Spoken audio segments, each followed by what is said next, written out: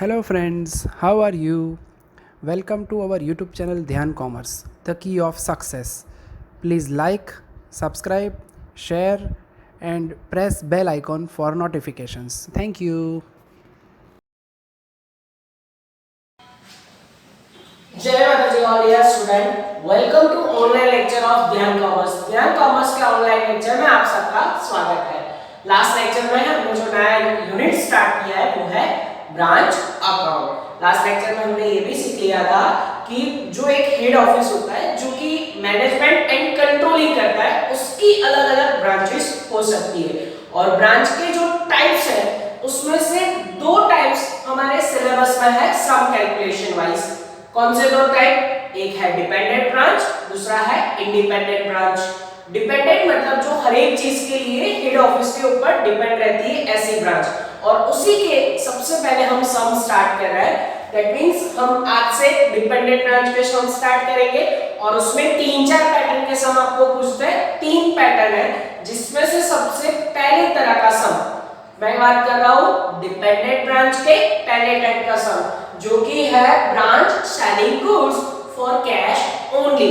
मतलब ब्रांच सिर्फ cash cell कर रही है, क्रेडिट सेल नहीं, मतलब ग्राहक को उधार माल नहीं दे रही है, मतलब वहां पे डेटर का कोई कॉन्सेप्ट नहीं आएगा। चलिए, तो हमारे लिए जो मेन अकाउंट्स है जो हमें सम के लिए इंपॉर्टेंट है, मैं थोड़ा सा आपको अकाउंट का अंडरस्टैंड करवा देता हूं कि कौन से अकाउंट को कैसा रूल अप्लाई होगा और उसमें क्या-क्या चीजें आएगी।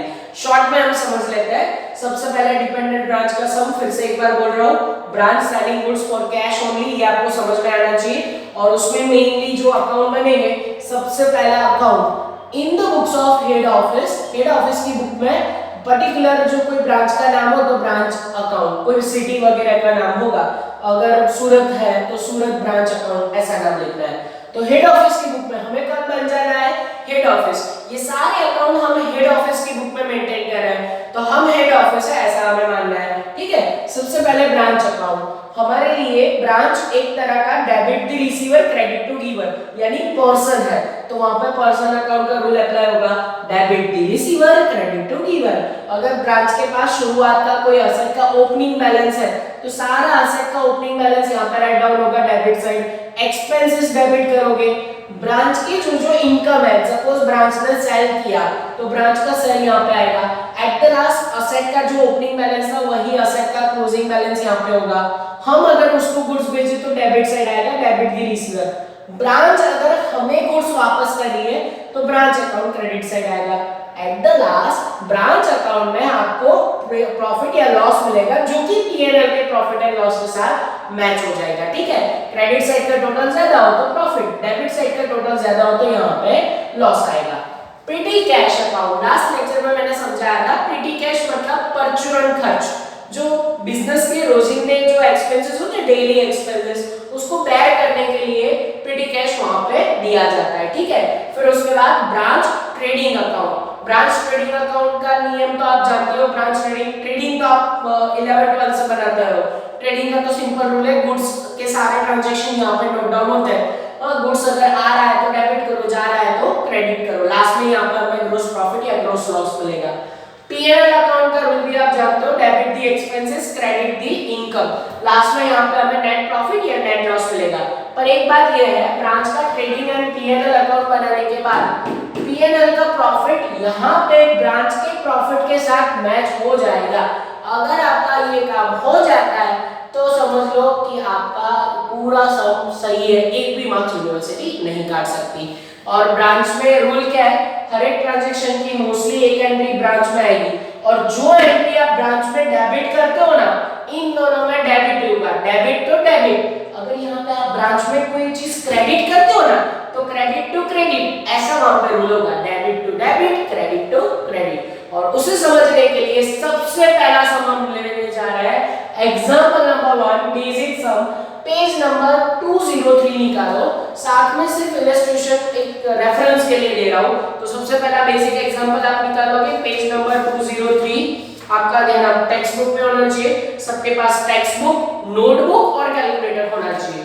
चलो ज्वाइन हो जाओ पेज नंबर 203 पे, एग्जांपल नंबर 1। पेज नंबर जैसे निकालोगे उसके ऊपर एक डार्क हेडिंग दिखेगा जो हमने भी लिखा हुआ है, आप भी अपने नोटबुक में सबसे ऊपर लिख देना। क्या लिखा हुआ है वहां पे देखो, पेज नंबर 203 पे, dependent branch selling goods for cash only, मतलब ब्रांच अभी सिर्फ कैश में सेल कर रही है। चलो पहला बेसिक एग्जांपल स्टार्ट करें। नॉर्मल सिर्फ हमें ये अकाउंट समझाने के लिए सम दिया गया है। चलो ध्यान देना, गुजरात ट्रेडर्स, सबसे पहले गुजरात का ही सम। Gujarat Traders Limited has a retail branch at Ahmedabad which is supplied with all goods at cost from head office। भाई गुजरात लिमिटेड ट्रेडर्स नाम की कंपनी है, लिमिटेड लिखा हुआ है, जो अपनी अहमदाबाद ब्रांच को गुड्स सप्लाई कर रहा है कॉस्ट प्राइस पे। तो यहाँ पे हेड ऑफिस कौन हुआ? Gujarat trading company. Gujarat trading company अगर हेड ऑफिस है, हम हेड ऑफिस बन जाएंगे, उसका नाम लिखने की जरूरत नहीं है। पर ब्रांच कौन सी है? अहमदाबाद ब्रांच। तो यहाँ मैं ब्रांच का नाम लिख दूं अहमदाबाद। यस, हम लिख सकते हैं अहमदाबाद ब्रांच का अकाउंट हम बनाएंगे। सबसे पहले इन the books of head office Gujarat trading company limited की बुक में सबसे पहला अकाउंट ब्रांच यानी कि अहमदाबाद ब्रांच अकाउंट। आप चाहे अहमदाबाद लिखो या ना लिखो उससे फर्क नहीं पड़ेगा, सिर्फ ब्रांच अकाउंट लिखो तो भी चल जाएगा। चलिए आगे बढ़े। फिर सेकंड लाइन में उन्होंने कहा है the branch is selling cash only, all cash received by branch are daily remitted to the head office। भाई ब्रांच सिर्फ कैश शेयर कर रही है, जो कि हमारा ये पहले पैटर्न का सम है, और उसमें ऐसा लिखा था है जो डेली उनको कैश मिलता है ना, वो रेमिटेड टू हेड ऑफिस किया जाता है। रेमिटेड का मतलब उसको हेड ऑफिस को भेजा जाता है, उसको दे दिया जाता है। ब्रांच अपने पास कोई कैश नहीं रखेगी, ब्रांच को हेड ऑफिस को कैरी फॉरवर्ड कर देगी। Third line, all the branch expenses are paid by the head office and the head office send petty cash for petty expenses। भाई सारे खर्चे हेड ऑफिस बेयर करती है। कौन खर्चे बेयर करता है? Head office. और उसके लिए हेड ऑफिस ब्रांच को पेटी कैश सेंड करती है फॉर पेटी एक्सपेंसेस, ऐसा लिखा हुआ है। तो कैश हम ब्रांच को दे रहे हैं, हम हेड ऑफिस है, क्योंकि उनको पेटी एक्सपेंसेस करना है इसीलिए। चलिए आगे बढ़े।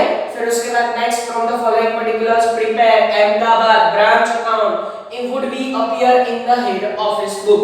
हमें सिर्फ एक अकाउंट मांगा है, ब्रांच अकाउंट, पर आपको समझाने के लिए ये फ्री में मैं ले रहा हूं, ये अकाउंट तो बनाना ही बनाना है, साथ में मैं ट्रेडिंग एंड पीएनएल भी ले रहा हूं ताकि आपका नॉलेज बढ़े। इसमें सिर्फ ब्रांच अकाउंट मांगा है, पर हम एक्स्ट्रा अकाउंट बनाएंगे। चलिए फिर सारी इंफॉर्मेशन है उसमें, कुछ अलग है नहीं। और उसके बाद हमें तो पता चल गया कि हेड ऑफिस की बुक में ब्रांच अकाउंट बनाना है, तो अकाउंट कितने बनाने हैं ऑलरेडी मैंने लिख दिया है, ठीक है। चलो तो अब सबको स्टार्ट किया जाए। रूल्स आपके दिमाग में आज आपको फिट करना है ताकि आगे आज आपको चैप्टर में अंडरस्टैंडिंग लेवल बढ़ जाए। चलिए सबसे पहले जो उन्होंने दिया हुआ है हम वहीं से शुरुआत कर रहे हैं। सबसे पहले मुझे दिखा स्टॉक ऑफ गुड्स एट 1 अप्रैल 2009, पेटी कैश ऑन 1 अप्रैल 2009। ये 1 अप्रैल देख के ना आपको ये आइडिया होना चाहिए, जनरली कोई भी ईयर हो वो जनवरी से या फिर मार्च से शुरू हो सकता है, अप्रैल से शुरू हो सकता है, सॉरी, कोई भी 1 जनवरी हो या फिर 1 अप्रैल हो, तो ये हमारा ईयर जनरली स्टार्टिंग ईयर होता है। तो आप देखते ही समझ जाओगे कि ये ओपनिंग बैलेंस है। ओपनिंग बैलेंस की एंट्री, ओपनिंग बैलेंस ऑलवेज अगर असेट का हो तो कहां लिखोगे? ब्रांच अकाउंट डेबिट साइड ये करके लिखोगे, टू बैलेंस ब्रॉट डाउन। पर कौन सी चीजों का मैं ब्रैकेट में लिख रहा हूं? असेट का। अगर लायबिलिटी का बैलेंस हो तो फिर क्रेडिट साइड आएगा, ये आप याद रखोगे, ठीक है। चलो कौन कौन सी चीजों का ओपनिंग बैलेंस दिया हुआ है? सबसे पहले मुझे दिखा स्टॉक, तो ये लिखा मैंने स्टॉक। फिर उसके बाद है पेटी कैश, तो मैंने पेटी कैश का ओपनिंग बैलेंस लिखा। दोनों का ओपनिंग बैलेंस देखो तो 3050, तो बाहर कितना जाएगा? 3050 यानी 3050। ये देखो ओपनिंग बैलेंस यहाँ पे लिख दिया। दूसरी जगह आपको मैंने अभी रूल बताया था, याद हो तो, यहाँ पे अगर डेबिट करो तो कहीं ना कहीं डेबिट होगा, यहाँ पे क्रेडिट तो कहीं ना और भी क्रेडिट। तो देखो स्टॉक का ओपनिंग बैलेंस है, ये तीनों अकाउंट में से स्टॉक कहाँ लिखोगे? स्टॉक यानी गुड्स से रिलेटेड ट्रांजैक्शन वो जाएगा ट्रेडिंग अकाउंट में, और क्योंकि ये ओपनिंग स्टॉक है, trading account debit side to opening stock. Opening stock यहाँ पे कितना आएगा? 3000। फिर उसके बाद पेटी कैश अकाउंट, पेटी कैश को तो ढूंढने की जरूरत ही नहीं है, वो तो अलग से अकाउंट ही हमने बनाया है। कैश अकाउंट का रूल उसको अप्लाई होगा। असेट का ओपनिंग बैलेंस कौन सा होता है? डेबिट, तो असेट है पेटी कैश, इसलिए petty cash account debit side to balance brought down. कितना बैलेंस ब्रॉट डाउन किया? 50। ठीक है। तो ये ओपनिंग बैलेंस देखो, debit to debit, credit to credit, यही आपको इफेक्ट देनी है। चलो आगे बढ़े। इसमें जनरल एंट्री का कॉन्सेप्ट नहीं है, कहां पे लिखना है ये आपको समझना है। चलिए आगे बढ़े। फिर उसके बाद तीसरी एंट्री देखो, तीसरी और चौथी एक दूसरे के साथ कनेक्शन है। Goods supply to branch during the year 68,900। Goods supply to branch, हम कौन है? Head office. हमने ब्रांच को गुड्स सेंड किया। ब्रांच रिसीवर है कि गिवर है? रिसीवर है। गुड्स उसके अकाउंट में डेबिट साइड लिखे जाएंगे क्योंकि ब्रांच गुड्स ले रहा है। तो देखो ब्रांच अकाउंट डेबिट साइड में क्या लिख रहा हूं? Goods send to branch. हमने ब्रांच को गुड्स सेंड किया। कितना गुड्स सेंड किया? 68,900। दूसरी एंट्री, ये एंट्री काफी बच्चों को समझ में नहीं आती। गुड्स और स्टॉक रिलेटेड अगर ट्रांजैक्शन हो उसकी एंट्री ऑलवेज ट्रेडिंग में लिखनी है। गुड्स सेल यानी कि ये ब्रांच यहाँ पे डिपेंडेंट है। ब्रांच कभी अपने आप परचेज नहीं करती, ये एक तरह का ब्रांच के लिए हम परचेज कह सकते हैं। पर यहाँ पे क्योंकि डिपेंडेंट ब्रांच है, to goods send, goods send अगर हम करें एज अ हेड ऑफिस तो वो ब्रांच की ट्रेडिंग अकाउंट में दूसरी एंट्री होगी 68,900, क्योंकि ब्रांच यहाँ पे कहीं परचेज करने नहीं जाती, वो हेड ऑफिस के ऊपर डिपेंड रहती है। और ये मैंने इनर कॉलम में लिखा है क्योंकि हमने उसको दिया तो उसके अकाउंट में डेबिट, अगर वो हमें रिटर्न कर दे तो यहाँ से माइनस होगा। जैसे परचेज माइनस परचेज रिटर्न करते थे वैसे। तो देखो यहाँ पे उसके नेक्स्ट ट्रांजैक्शन ही है, goods return by branch during the year. अब ब्रांच ने रिटर्न कर दिया, ब्रांच रिटर्न कर रही है पहले, वो रिसीवर है या वो गिवर है? वो गिवर है, वो हमें वापस कर रही है। तो ब्रांच अकाउंट क्रेडिट से ये देखो मैं क्या लिख रहा हूँ, by goods return, goods return, वो हमें वापस कर रही है। गुड्स रिटर्न, गुड्स रिटर्न उसमें कितना किया? वैल्यू देखो तो वैल्यू है 6,000। दूसरी एंट्री देखो मैंने अभी समझाया, यहाँ पे आप जैसे परचेस करते हो वैसे ही ट्रेडिंग अकाउंट में गुड्स सेंड किया तो यहाँ पे लिखा, उसमें से अगर ब्रांच रिटर्न करी है तो रिटर्न यहाँ से माइनस होगा, 6,000 माइनस कर सकते हैं तो यानी कि बाहर वैल्यू 62,900 ऐसी जाएगी। ठीक है, चेक कर सकते हो आप। और एक चीज मैंने बोला था, debit to debit, credit to credit. देखो यहाँ पे ब्रांच अकाउंट क्रेडिट साइड लिखा और यहाँ पे आप डेबिट साइड से 6,000 माइनस कर रहे हो। माइनस कर रहे हो यानी इफेक्ट कौन सी दे रहे हो? क्रेडिट, यानी debit to debit, credit to credit, effect की बात है। ऐसा नहीं जरूरी कि डेबिट से तो डेबिट साइड लिखो, effect debit to debit, credit to credit होनी चाहिए, ये आप देख सकते हो। ठीक है, चलो आगे बढ़े। फिर उसके बाद नेक्स्ट है cash send to branch for expenses. हमने ब्रांच को कैश सेंड किया बहुत सारे खर्चे पेड करने के लिए। तो अगर हम कोई खर्चे करें, ब्रांच के लिए खर्चे कर रहे हैं तो फर्स्ट एंट्री कहाँ आएगी? ब्रांच अकाउंट डेबिट साइड, क्योंकि ब्रांच ये रिसीवर है उसके खर्चे। यहाँ पे लिखेंगे क्या? टू कैश अकाउंट, जो उन्होंने ऑलवेज लिखा हुआ है। ठीक है, तो यहाँ पे लिखा मैंने कैश अकाउंट ब्रैकेट में एक्सपेंसेस, और जो जो एक्सपेंसेस है सारा लिस्ट मुझे शो करना पड़ेगा। सबसे पहले है वेजेस, फिर उसके बाद है सैलरी, फिर उसके बाद है रेंट एंड रेट्स, मैं सिर्फ एक लिख रहा हूँ, और वैल्यू 120, 100, 450, टोटल भी उन्होंने दिया हुआ है 2650। अब ध्यान देना यहाँ पे, फर्स्ट एंट्री हमने कैश अकाउंट करके ब्रांच अकाउंट में डेबिट लिख दिया। अब डेबिट टू डेबिट इफेक्ट, दूसरे एक्सपेंसेस कहाँ लिखोगे? आइदर पीएनएल में, आइदर ट्रेडिंग अकाउंट में, क्योंकि खर्चे में से कुछ खर्चे आपके परचेज रिलेटेड हो सकते हैं। अगर परचेज के खर्चे तो कहाँ लिखोगे? ट्रेडिंग अकाउंट में लिखोगे। ये देखो यहाँ पे वेजेस, सैलरी, रेंट है, पर उसमें से वेजेस आप जानते हो, वेजेस कहाँ लिखा जाता है?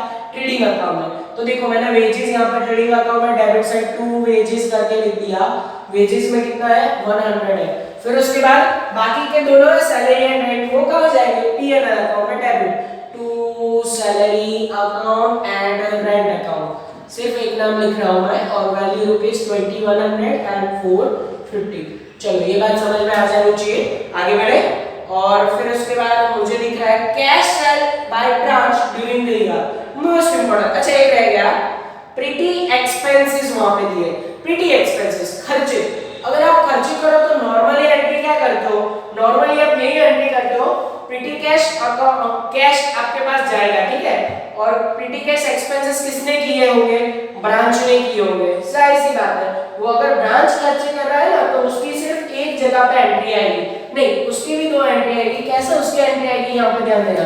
ब्रांच अगर खर्चे कर रही है तो ब्रांच के पास से कैश जाएगा, ठीक है। हम एक्सपेंसेस की नॉर्मल एंट्री क्या करते हैं, कोई भी एक्सपेंसेस हो, प्रीटी एक्सपेंसेस अकाउंट डेबिट, ये एंट्री होगी। To petty cash account, petty cash account, ये प्रीटी कैश एक्सपेंसेस की एंट्री होगी। कोई भी खर्चे हो, खर्चे आप क्या पे करते हो, प्रीटी कैश एक्सपेंसेस, आपने खर्चे किए, petty cash expenses account debit. ये जनरली एक्सपेंसेस आप लिखोगे पीएनएल अकाउंट में, राइट। तो एक्सपेंसेस की एक डेबिट एंट्री कहाँ होगी, PNL account debit to petty cash account. इसकी एंट्री ब्रांच में नहीं आएगी। रीजन क्या है, क्योंकि हमने ब्रांच को ऑलरेडी प्रीटी कैश साइड किया हुआ है, हमने उसको प्रीटी कैश दिया होगा ये खर्चे बैक करने के लिए, यानी ये खर्चे ब्रांच अपने हिसाब से करती है, तो इसकी entry in the books of head office branch account में नहीं आएगी। खर्चे किए पीएनएल डेबिट और आपके पास से कैश गया यानी प्रीटी कैश अकाउंट क्रेडिट, ये ब्रांच की बुक में एंट्री होगी इस तरीके से। इसकी पोस्टिंग कर ले, कितना खर्चा हुआ है प्रीटी कैश का, एक्सपेंसेस कितना हुआ है, यस एक्सपेंसेस हुआ है 350, ठीक है। तो ये देखो 350 की 2 जगह पे एंट्री। सबसे पहले एंट्री पीएनएल अकाउंट डेबिट, क्या लिखोगे वहां पे, प्रीटी कैश अकाउंट, कैश है आपके पास से प्रीटी एक्सपेंसेस बैक करने के लिए 350। और दूसरा entry pretty cash account credit side bye petty expenses account, कितना खर्चा किया 350, ठीक है। इस तरीके से इसकी एंट्री हो गई। चलिए next transaction, cash cell by branch during the year, branch ने कैश सेल किया। अब इसकी भी एंट्री आप समझ लो, ब्रांच कैश सेल कर रही है यानी हमें वो कैश दे देगी, तो हमारे पास क्या होगा, कैश आएगा। देखो उसकी भी एंट्री करवा रहा हूं, entry for cash cell, cash cell की एंट्री क्या होगी, तो देखो कैश सेल की ये एंट्री होगी, हम हेड ऑफिस है, ब्रांच हमें कैश लौटाएगी, तो हमारे पास कैश आएगा, कैश अकाउंट डेबिट टू क्या होगा, ब्रांच हमें दे रही है तो टू ब्रांच अकाउंट, ये हेड ऑफिस की बुक में एंट्री होगी, ठीक है। तो एंट्री के हिसाब से पोस्टिंग कहाँ होगी, अगर ब्रांच सेल कर रही है तो ब्रांच अकाउंट क्रेडिट साइड क्या लिखोगे, कैश सेल अकाउंट, ठीक है। और कैश सेल उसने कितना किया है, वैल्यू देखो तो वैल्यू मेरे पास है 75,000। दूसरी एंट्री सोचो, debit to debit credit to credit, sale करोगे, सेल जाहिर सी बात है कहां जाएगा, ट्रेडिंग अकाउंट में, तो ट्रेडिंग अकाउंट में भी क्रेडिट सेल क्या लिखोगे, बाय सेल। और उसमें 2 तरह का होता है, एक होता है कैश, दूसरा होता है क्रेडिट। यहाँ पे क्रेडिट सेल है ही नहीं, पूरा का पूरा 75,000 कैश सेल है, तो ये देखो कैश सेल यहाँ पे लिख दिया, ठीक है। तो ये आपके लिए बिल्कुल नई बात नहीं है, आप वर्षों से ट्रेडिंग अकाउंट बना रहे हो। चलो फिर उसके बाद लास्ट 2 ट्रांजैक्शन एक जैसे, stock of goods as on 31st March 2010, petty cash of branch as for 31st March 2010। भाई हमें 31st March 2010 का बैलेंस दिया है, अब 31 मार्च हमारे लिए क्या हो जाएगा, एंडिंग क्लोजिंग बैलेंस। अब क्लोजिंग बैलेंस कहाँ लिखते हो, जैसे असेट का ओपनिंग डेबिट बैलेंस लिखते हो वैसे ही असेट का closing balance branch account credit side by balance carry forward, और वो कौन सी चीजों का होगा, असेट का बैलेंस होगा, ठीक है। और उसमें भी जिन जिन चीजों का ओपनिंग बैलेंस था उन चीजों का क्लोजिंग बैलेंस आएगा। देखो यहाँ पे स्टॉक और पेटी कैश, अगर आपको ये ओपनिंग बैलेंस के जैसे क्लोजिंग बैलेंस इसमें से किसी एक का नहीं दिया तो समझो अकाउंट बंद करके वो आएगा, पर जिसका ओपनिंग बैलेंस है उसका क्लोजिंग बैलेंस आएगा ही आएगा। चलो क्लोजिंग स्टॉक का बैलेंस सबसे पहले 9,000 है, फिर पेटी कैश का बैलेंस कितना है 100 है, टोटल करोगे 9100 आएगा, ठीक है। इसकी दूसरी इफेक्ट कहां दोगे, पहले बात कर लेते हैं स्टॉक की। ये कौन सा स्टॉक है भाई, क्लोजिंग स्टॉक। क्लोजिंग स्टॉक कहां लिखते हो, ट्रेडिंग अकाउंट क्रेडिट से यहां पर लिखते हो बाय क्लोजिंग स्टॉक। कितना है क्लोजिंग स्टॉक 9000, ये देखो मैंने यहां पे लिख दिया। फिर उसके बाद पेटी कैश अकाउंट, उसमें तो सोचने की जरूरत नहीं है, पेटी कैश अकाउंट का क्लोजिंग बैलेंस कहां आएगा, पेटी कैश अकाउंट में, और वो भी ओपनिंग डेबिट था तो एंडिंग क्लोजिंग होगा यहाँ पे बाय बैलेंस कैरी फॉरवर्ड। कितना बैलेंस आएगा 100, ठीक है। इस तरीके से सारे ट्रांजैक्शन की एंट्री हो रही है। अब यहाँ पे आपको एक चीज और बता दूं, सारे ट्रांजैक्शन आई थिंक खत्म हो चुके हैं, अब हमें अकाउंट बंद करना है। ध्यान देना, सबसे पहले ये जो सारे अकाउंट्स हैं उसमें से एक्स्ट्रा अकाउंट सबसे पहले बंद किया जाता है, क्योंकि उसमें कुछ मिसिंग होगा जो हमें रिक्वायरमेंट होगा। ये हमारे लिए पेटी कैश अकाउंट एक्स्ट्रा अकाउंट है, आगे जाओगे तो डेटर अकाउंट आएगा। तो सबसे पहले ऐसा एक्स्ट्रा अकाउंट बंद करो, उसमें से कुछ मिसिंग होगा जो हमें चाहिए होगा।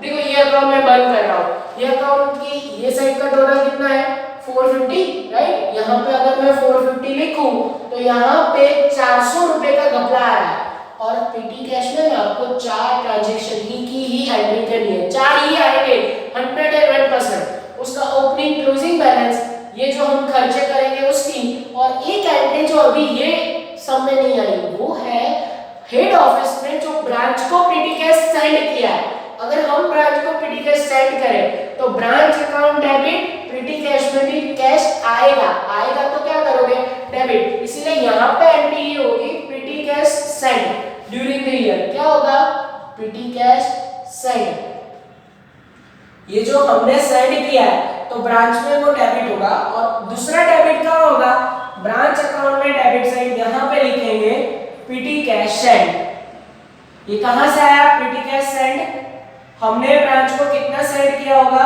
400, ये राउंड कर रहा हूं उसका मतलब वो फिगर अंदर नहीं है, हमने ये अकाउंट बंद करके यहाँ पे लिखा हुआ।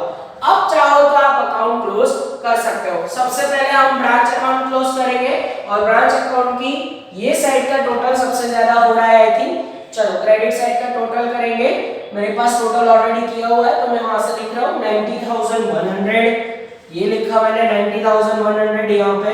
फिर उसके बाद आगे अगर हम बढ़े तो उसमें यहाँ पे वैल्यू मिसिंग आएगी, वो वैल्यू मिसिंग कितनी आ रही है 15,100।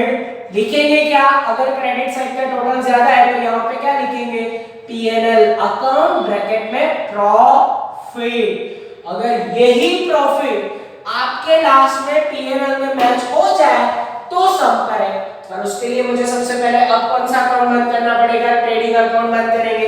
चलिए ट्रेडिंग अकाउंट का टोटल करें, ट्रेडिंग अकाउंट का टोटल 84,000 आएगा, ये मैंने यहाँ पे लिखा है 84,000, 84 यहाँ पे भी लिखूंगा, और उसके बाद यहाँ पे वैल्यू मिसिंग आएगी, ठीक है कितना वैल्यू मिसिंग आएगा, तो वो वैल्यू मिसिंग आएगा 18,000।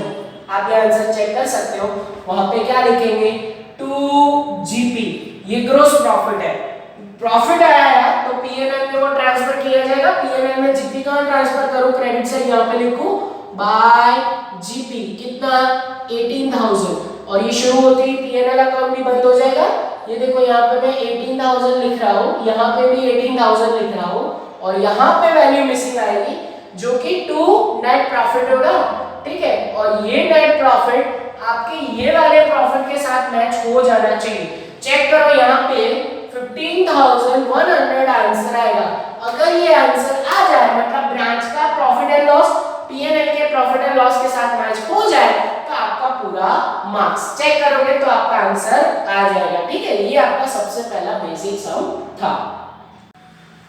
चलिए एग्जांपल नंबर बेसिक 1 के बाद एक और मैं आपको प्रैक्टिस करवा रहा हूँ यही 4 अकाउंट के साथ, जिसमें से एक अकाउंट अब कम बनेगा। एग्जांपल नंबर 4 में ध्यान रखो, एग्जांपल नंबर 4 क्या कह रहा है, पेज नंबर 204 पे आपका ध्यान वहां पे होना चाहिए, एग्जैक्ट उसके पीछे वाला पेज है। एग्जांपल नंबर 4 पे आप देखोगे तो उसमें आपको कुछ नया क्वेश्चन दिखेगा और उसमें एक अकाउंट रेडीमेड दिया हुआ है। चलिए आपका ध्यान अंदर होना चाहिए, पेज नंबर 204 पे एग्जांपल नंबर 4, साथ में इलस्ट्रेशन 6 आपको सिर्फ रेफरेंस के लिए देखना है। चलो एग्जांपल नंबर 4 में क्या दिया हुआ है, in the books of Ahmedabad head office Surat branch account are prepare as under. भाई हेड ऑफिस अहमदाबाद में है, उसकी सूरत ब्रांच अकाउंट रेडीमेड दिया हुआ है, यानी हमें एक अकाउंट कम बनाना है। जैसे कि आप बोर्ड पे देख सकते हो ब्रांच अकाउंट यहाँ पे हमें नहीं बनाना है क्योंकि वो उन्होंने क्वेश्चन में दिया हुआ है। उसके अलावा जो अकाउंट है वो हमें बनाना है। ध्यान दो अंदर सेकंड लाइन क्वेश्चन की, prepare therefore Surat branch trading account and Surat branch PNL account, यानी उन्होंने ये दोनों अकाउंट मांगे, ब्रांच के अलावा branch trading and PNL account मांगा है। और उसके साथ साथ हम ऑलवेज पेटी कैश अकाउंट बनाएंगे इन कैश ओनली। जब क्रेडिट सेल कर रहा होगा तो डेटर अकाउंट भी बनाना है, जो अकाउंट उन्होंने नहीं मांगा वो भी हम बनाएंगे क्योंकि वहां से कुछ मिसिंग होगा जो हमारे ये अकाउंट में एंट्री जाएगी, इसलिए पेटी कैश अकाउंट मुफ्त में आएगा, फ्री में आएगा, वो भी बनाना है। चलो तो एक्स्ट्रा प्रैक्टिस कर ले। आज मेरा टारगेट आपको ये वाले मेथड में समझाना है और ये मेथड शुरू होते ही खत्म हो जाएगी। ऐसे सम एग्जाम में नहीं पूछते। डेटेड वाली जो मेथड है जिसमें डेटेड अकाउंट बनाना है वो आपको आईएमपी मेथड है। चलो स्टार्ट करें एग्जांपल नंबर 4 को। स्टार्ट करने के लिए हमारे पास पूरा ब्रांच अकाउंट रेडीमेड है पेज नंबर 305 पे। याद करो प्रीवियस सम में अभी हमने क्या किया था, जहां जहां ब्रांच अकाउंट डेबिट करते हो वहां यहां पे भी डेबिट आएगा। ब्रांच में डेबिट तो यहां पे भी डेबिट, ब्रांच में क्रेडिट तो यहां पे भी क्रेडिट इफेक्ट देनी है। चलो स्टार्ट करें। ब्रांच अकाउंट में आपको सबसे पहले डेबिट साइड देख लेनी है, वहां पे डेबिट हुआ है तो हम भी डेबिट करेंगे। ब्रांच में डेबिट साइड सबसे पहले आपको क्या दिख रहा है, ओपनिंग बैलेंस 142,009 लिखा हुआ है, तो वो सभी चीजों का ओपनिंग बैलेंस है, वहां पे डेबिट है। तो अब देखो मैं डेबिट कर रहा हूं। सबसे पहले ओपनिंग बैलेंस है स्टॉक का, ओपनिंग स्टॉक, स्टॉक है तो कहां लिखोगे, ट्रेडिंग में लिखोगे। और क्योंकि ओपनिंग स्टॉक है, ट्रेडिंग अकाउंट डेबिट साइड क्या लिख रहा हूं देखो, to opening stock. Opening stock का बैलेंस कितना है 1200, ध्यान देना अंदर। Next transaction can be difficult, cash लिखा हुआ है मतलब वो असेट है और कैश का ओपनिंग बैलेंस आपको याद आ रहा हो तो opening balance of any asset वो कहां लिखते हो, एक्चुअली वो ट्रेडिंग और पीएनएल में नहीं आता, वो आता है बैलेंस शीट में। कहां लिखते हो, बैलेंस शीट में। और क्या हमने यहां पे बैलेंस शीट बनाई है, नहीं बनाई, तो उसकी जरूरत नहीं है, तो कैश का बैलेंस यहां पे नहीं आएगा, ठीक है। कैश का बैलेंस आएगा ही नहीं क्योंकि वो बैलेंस शीट के आइटम है, क्रॉस मार्क कर देना। फिर उसके बाद है पीटी कैश। पीटी कैश का ओपनिंग बैलेंस नाम के हिसाब से पीटी कैश अकाउंट हमने बनाया। ओपनिंग बैलेंस ऑफ असेट कौन सी साइड लिखा जाता है, debit side, to balance brought down. कोई भी असेट का ओपनिंग ऑलवेज डेबिट बैलेंस होता है। देखो वहां पे डेबिट तो यहां पे भी 10 रुपए डेबिट, ठीक है, उन्होंने डेबिट किया हमने भी डेबिट किया है। नेक्स्ट चीज, मुझे ब्रांच सूरत ब्रांच के डेबिट साइड दिख रहा है गुड्स सेंड टू ब्रांच। अगर ब्रांच को गुड्स सेंड किए, ब्रांच यहाँ पे डिपेंड है, वो अपने हिसाब से कहीं परचेज करने नहीं जाती, उसको जो गुड्स हम सेंड करते हैं वही उसके लिए परचेज होता है। तो branch trading account debit side ये देखो मैं लिख रहा हूँ गुड्स सेंड, जो उसके लिए एक तरह का परचेज हो जाएगा। पर लिखना गुड्स सेंड ये 9000, ये देखो इनर कॉलम में लिखा, क्यों, अगर ब्रांच हमें रिटर्न करेगी तो यहाँ से माइनस करना पड़ेगा ना, जैसे हमने उसको दिया, हम हेड ऑफिस है, ब्रांच के में रिटर्न आएगा तो माइनस करना है। चलो आगे बढ़े। फिर उसके बाद मुझे लिख रहा है फर्नीचर अकाउंट, फर्नीचर यानी कि एक तरह की असेट। अब देखो यहाँ पे कहीं फर्नीचर अकाउंट बना है, उसका ओपनिंग बैलेंस तो बैलेंस शीट में जाएगा। बैलेंस शीट में आप असेट का ओपनिंग बैलेंस लिखते हो, फिर उसमें से during the year depreciation minus करते हो, पर यहाँ तो हमने बनाया नहीं तो वो भी नहीं आएगा। पर इसके ऊपर एक हिडन एडजस्टमेंट मैं अभी लास्ट में समझा रहा हूँ। फिर उसके बाद है बैंक अकाउंट, ब्रैकेट में लिखा हुआ है पीटी कैश। अगर आप ब्रांच को कैश सेंड कर रहे हो वो भी पीटी कैश, तो पीटी कैश में उसकी एंट्री आती है। याद करो लास्ट समय वो मिसिंग था, यहाँ पे देखो मैं लिख रहा हूँ पीटी कैश सेंड, हमने कैश सेंड किया, ये पीटी कैश अगर सेंड करें तो यहाँ पे कैश में डेबिट साइड आएगा 100, तो देखो वहां पे डेबिट तो यहाँ पे भी डेबिट। फिर उसके बाद आगे बढ़े। फिर उसके बाद डेबिट साइड बैंक अकाउंट करके ब्रैकेट में एक्सपेंसेस लिखा हुआ है, यानी कि वो खर्चे है, खर्चे की दूसरी एंट्री कहाँ दोगे, आइदर ट्रेडिंग में आइदर पीएनएल में। तो ब्रांच में डेबिट साइड 3 खर्चे, सैलरी, वेजेस, रेंट, उसमें से ट्रेडिंग का कोई खर्चा है, हाँ है, वेजेस है, देखो वेजेस लिखा हुआ है यहाँ पर सेकंड नंबर में, तो देखो वेजेस की दूसरी एंट्री यहाँ पे वेजेस करके और वैल्यू रुपीस 300। ध्यान देना यहाँ पे डेबिट और क्रेडिट का एंट्री का फर्क नहीं है, यहाँ पे क्या करना है, ब्रांच में डेबिट तो दूसरी जगह डेबिट इफेक्ट देनी है। चलो उसके बाद सैलरी एंड राइट, वो तो जाहिर सी बात है पीएनएल में आएंगे, टू सैलरी करके लिख रहा हूँ, सैलरी का वैल्यू है 500 एंड दूसरा है टू रेंट, रेंट का वैल्यू है 350, ठीक है। चलो देखते देखते आई थिंक लास्ट ट्रांजैक्शन है प्रॉफिट। अब ब्रांच में लास्ट में प्रॉफिट है मतलब वो पीएनएल का प्रॉफिट है, वही प्रॉफिट आपके यहाँ पे मैच होना चाहिए तो सब करें। तो अभी मैं प्रॉफिट पेंडिंग रखता हूँ, देखते हैं लास्ट में ये प्रॉफिट आता है कि नहीं। अब ब्रांच अकाउंट क्रेडिट साइड पहुंचो, क्रेडिट साइड सबसे पहला क्या लिखा हुआ है, goods return by branch, branch हमने रिटर्न करी है, तो आप याद करो वहां पे क्रेडिट है, हम गुड्स रिटर्न करेंगे तो कहाँ लिखेंगे, अभी मैंने आपको समझाया था गुड्स साइड में से अगर रिटर्न हो रहा है तो क्या करना है, माइनस, दो माइनस यहाँ से करोगे कितना वैल्यू माइनस करोगे 300, ये 300 जैसे माइनस करोगे 8700 बाहर जाएगा, ठीक है। और ये यहाँ से माइनस किया डेबिट साइड से माइनस किया, इफेक्ट कौन सी दिया, क्रेडिट दिया आपने, डेबिट से माइनस क्रेडिट इफेक्ट, वहां पे भी क्रेडिट साइड लिखा हुआ है। चलो आगे बढ़े। फिर उसके बाद बैंक अकाउंट करके सेल लिखा हुआ है। बैंक अकाउंट का मतलब होता है कैश सेल किया होगा उन्होंने, कैश सेल की दूसरी एंट्री। ट्रेडिंग अकाउंट में credit side bye sale account, और सेल दो तरह के होते हैं भाई, एक होता है कैश और दूसरा होता है क्रेडिट। तो ये कौन सी तरह का सेल है, ये कैश सेल है। कैश सेल कितना है, मैं ऑलवेज लिखूंगा ये 11800, तो 11800 बाहर लिख दे, ठीक है, क्लियर। चलो आगे बढ़े। फिर उसके बाद हमारे सिर्फ क्लोजिंग बैलेंस है, जो चीजों का ओपनिंग बैलेंस था वही चीजों का आपको क्लोजिंग बैलेंस प्रोवाइड किया हुआ है। ध्यान दो, अंदर क्लोजिंग बैलेंस में सबसे पहले मुझे दिखा स्टॉक। अब बताओ क्लोजिंग स्टॉक कहां लिखते हो बरसों से, ट्रेडिंग अकाउंट क्रेडिट से बाय क्लोजिंग स्टॉक। कितना वैल्यू है क्लोजिंग स्टॉक का भाई, 1500 वैल्यू है। फिर उसके बाद कैश का क्लोजिंग बैलेंस है, जैसे हम पीएनएल में ओपनिंग में सॉरी कैश असेट है तो उसमें हम बैलेंस शीट में लिखते हैं, तो वहां पे ये बैलेंस शीट में जाएगा, वो यहां पे शो नहीं होगा। पेटी कैश का क्लोजिंग बैलेंस है वो आएगा, जैसे ओपनिंग डेबिट था वैसे ही closing by balance carry forward, ऐसे वो क्रेडिट साइड आएगा। इसमें नॉर्मली 4 ही ट्रांजैक्शन होते हैं, देखो 3 तो आ गए। अब देखते देखते ये अकाउंट बंद करना हो तो भी हम कर सकते हैं, पर अभी थोड़ी देर बाद करेंगे। चलो फिर उसके बाद फर्नीचर का क्लोजिंग बैलेंस है। फर्नीचर अगेन असेट है, उसका क्लोजिंग बैलेंस बैलेंस शीट में लिखा जाता है, यहाँ पे नहीं। पर अब आपको एक चीज हिडन एडजस्टमेंट, छुपो वालों याद आ रहा हो तो ऐसा कुछ हिडन एडजस्टमेंट सब में हो सकता है, वैसा ही यहाँ पे आप चेक करो। फर्नीचर का ओपनिंग बैलेंस और क्लोजिंग बैलेंस के बीच में डिफरेंस है। फर्नीचर ओपनिंग बैलेंस था 1000 और क्लोजिंग बैलेंस है 900, बीच में ये जो 100 रुपए डिफरेंस है वो किस चीज के आएंगे, याद करो। ओपनिंग में से आप डेप्रिसिएशन माइनस करते थे, ओपनिंग बैलेंस में ड्यूरिंग द ईयर आप डेप्रिसिएशन माइनस करते हो और आपका क्लोजिंग बैलेंस बनता है। भले हमने फर्नीचर का ओपनिंग और क्लोजिंग बैलेंस ना लिखा हो, पर डेप्रिसिएशन की इफेक्ट कहां पर जाएगी, पीएनएल अकाउंट में। तो पीएनएल अकाउंट में ऐसा करके लिख सकता हूं, डेप्रिसिएशन ऑन फर्नीचर, फर्नीचर के ऊपर depreciation, star rating, hidden adjustment. कैसे आएगा, 1000 ओपनिंग बैलेंस है, उसमें से क्लोजिंग बैलेंस 900 माइनस करना है, तो आपको डिफरेंस 100 का मिलेगा, ठीक है। तो ये चीज काफी बच्चों के समझ में आनी चाहिए, ओपनिंग एंड क्लोजिंग के बीच का डिफरेंस आपका डेप्रिसिएशन होगा। चलो आगे बढ़े। और उसका मतलब उसमें जो जितने भी ट्रांजैक्शंस हैं सारे खत्म हो गए, अब अकाउंट बंद करना है। अकाउंट बंद करते वक्त ये दोनों अकाउंट कभी पहले बंद नहीं किए जाते, जो एक्स्ट्रा अकाउंट है वो पहले बंद करो, उसमें कुछ ना कुछ मिसिंग है।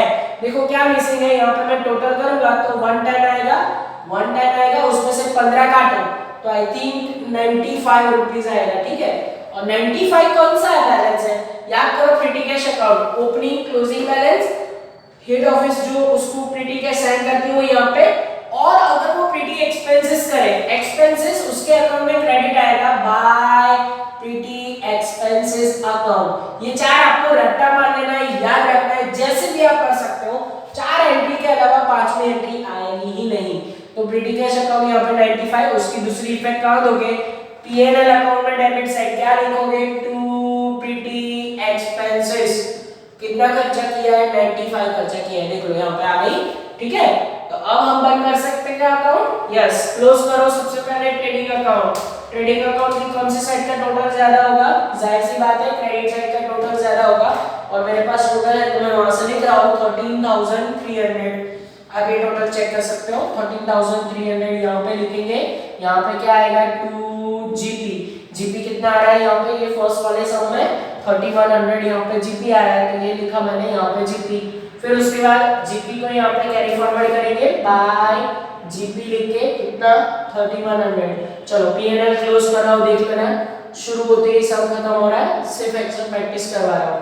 अब यहाँ पे जो नेट प्रॉफिट आएगा ना, टू नेट प्रॉफिट, अगर वो अंदर दिए गए ब्रांच अकाउंट के प्रॉफिट के साथ मैच करे तो समझ लो आपका काम सही है। चलो वो प्रॉफिट कितना आएगा, 2055। ये आप चेक कर लेना कि ये माइनस करने से आप ये प्रॉफिट गेन कर लोगे।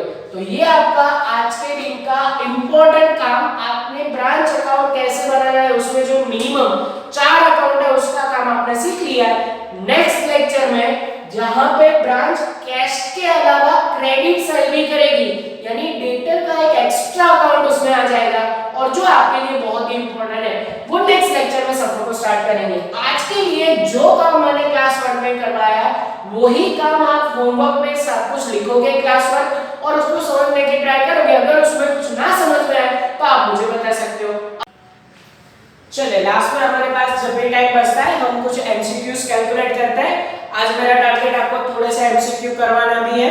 तो आपके पास जो टेक्स्ट बुक है उसमें जो पेज नंबर बोलूं वो निकालो और उसमें हम पहले टाइप का एमसीक्यू जो ब्रांच अकाउंट में मोस्टली यूनिवर्सिटी में पूछा जाता है ऐसा टाइप का एमसीक्यू जो कि प्रीटी कैश के लिए है, पेज नंबर जो मैं बोलूं आपको वो निकालना है फॉर एमसीक्यूज। आज हम कुछ एमसीक्यू का काम करेंगे।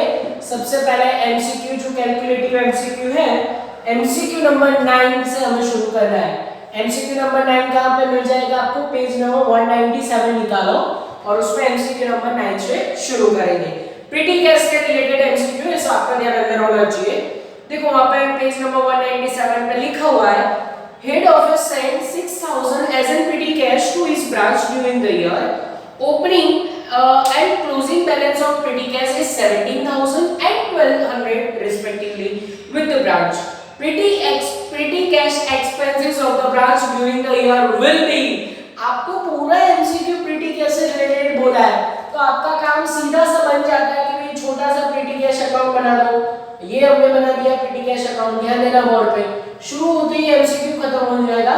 उसमें डेबिट और क्रेडिट साइड अगर हम लिखे इस तरीके से तो आपको उसमें पता है कि उसमें 4 बैलेंस मेनली लिखते हो। कौन सी 4 चीजें उसमें दिखाई जाती है? सबसे पहले पेटी कैश का opening balance to balance brought down करके यहाँ पे लिखते हो। उसका closing balance credit side by balance carry forward, क्योंकि असेट का ओपनिंग डेबिट और क्लोजिंग क्रेडिट बैलेंस होता है। ठीक है, उसके अलावा आप 2 चीजें कौन सी लिखते हो? हेड ऑफिस जब उसकी ब्रांच को प्रीटी कैश सेंड करता है तो प्रीटी कैश अकाउंट में डेबिट साइड क्या लिखते हो? Pretty cash send by branch. कौन सेंड कर रहा है? Send bye head office. Head office जब उसकी ब्रांच को सेंड करेगा वो यहाँ पे आएगा। फिर उसके बाद जब ब्रांच खर्चा करती है तो प्रीटी कैश अकाउंट में कैश जाएगा। यहाँ पे क्रेडिट साइड क्या आएगा? By petty expenses account. इन चारों में से हर बार एक मिसिंग होगा और वही आता है एमसीक्यू है। देखो तो ये वाले एमसीक्यू में एमसीक्यू नंबर 9 में कौन कौन सी चीज दिया है? सबसे पहले उन्होंने दिया है head office 6000 as an petty cash send to the branch during the year. Branch को during the year 6000 petty cash send किया है। ठीक है, फिर उसको opening balance and closing balance दिया है। ओपनिंग बैलेंस है 1700 एंड क्लोजिंग बैलेंस है 1200।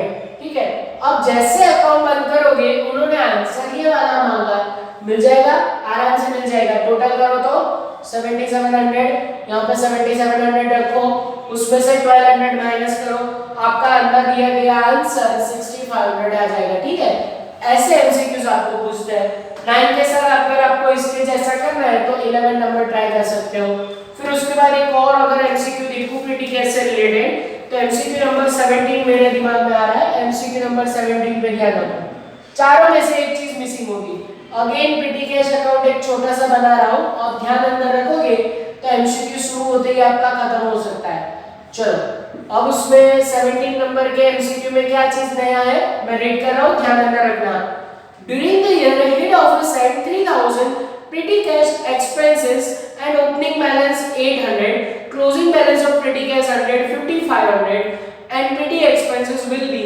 फिर से एक बार petty expenses उन्होंने मांगा है। सबसे पहले टू बैलेंस ब्रॉट डाउन, फिर यहाँ पे बाय बैलेंस कैरी फॉरवर्ड। उसके अलावा यहाँ पे क्या लिख वो petty cash सेंड, राइट, जो हेड ऑफिस ने सेंड किया है वो यहाँ पे हमें क्या मिल जाता है?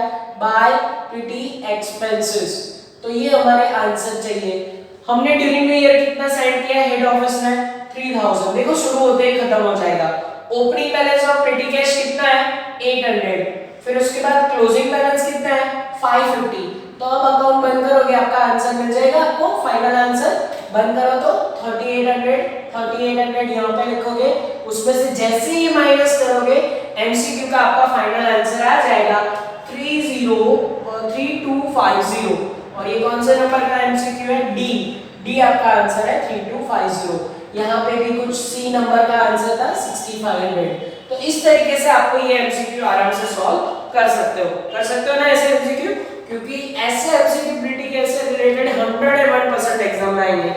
पर ये 3 के अलावा ऐसा जरूर नहीं कि हर बार पीटी एक्सपेंसेस मिसिंग हो। ऐसा ही एक और एमसीक्यू अगर मैं देखूं तो शायद तक उसमें भी पीटी एक्सपेंसेस ही बोला है, वो भी आप कर सकते हो, पर फिर भी मैं करवा देता हूं एमसीक्यू नंबर 39। चलिए एमसीक्यू नंबर 39 पे ध्यान दोगे, उसमें भी कुछ ऐसा ही कहा गया है। 39 नंबर के लिए फिर से एक बार पीटीएक्स कैश अकाउंट बना देता हूं मैं, और छोटा सा 4 लाइन का अकाउंट जिसमें opening to balance brought down, फिर ऐसे by balance carry forward and then यहाँ पे सेंड आता है और यहाँ पे बाय पीटी एक्सपेंसेस। ठीक है, आपके ये चीज याद रह जाए इसीलिए मैं यहाँ पे बार बार लिख रहा हूँ। 17 नंबर के साथ भी मुझे आपको होमवर्क देना था। 17 नंबर के साथ आप 6 नंबर एंड 19 नंबर होमवर्क में करोगे। बहुत सारे ऐसे भर के एमसीक्यू है। 39 के साथ अगर मुझे आपको होमवर्क में देना है तो उसमें भी 23 एंड 29 बहुत सारे भर के एमसीक्यू बुक में जो आप प्रैक्टिस कर सकते हो। चलिए एमसीक्यू नंबर 39 में ध्यान देना, उसमें ये लिखा गया है opening balance of petty cash is 750। देखो जो बोला है मैं लिखते जा रहा हूं। ओपनिंग बैलेंस यहाँ पे 750 है। फिर उसके बाद नेक्स्ट उन्होंने क्या बताया, क्लोजिंग बैलेंस इज 375। ये देखो 375 यहाँ पे क्लोजिंग में लिख रहा हूं। फिर उसके बाद उन्होंने बोला पेटी cash receive from head office is 1525। ये 1525 उनको हेड ऑफिस के पास से मिला है। यहाँ पे क्या लिखते हैं हम, पेटी cash send bye head office. Head office ने पेटी कैश सेंड किया है इतना। तो अब आप बता सकते हो कि पेटी एक्सपेंसेस कितना होगा। इसका टोटल में से ये माइनस करोगे तो आपको आंसर मिल जाएगा। चलिए टोटल करें, 1525 प्लस 750 यहाँ पे टोटल आएगा 2275 यहाँ पे रखा। जैसे ये माइनस करोगे 375 आपको 1900 आंसर मिलेगा। ठीक है, चेक करें बुक में 39 नंबर के एमसीक्यू में हाँ आंसर आ रहा है ए 3900। कर सकते हो ऐसा काम, 101% कर सकते हो। Petty expenses sorry pretty cash account एकदम छोटा सा है जिसमें 4 फिगर आती है। ठीक है, तो आज के दिन का काम यहीं तक रखते हैं। नेक्स्ट लेक्चर में सफर को आगे बढ़ाएंगे। तब तक के लिए ऑल द बेस्ट एंड जय माता जी। Please like, subscribe, share and press bell icon for notifications.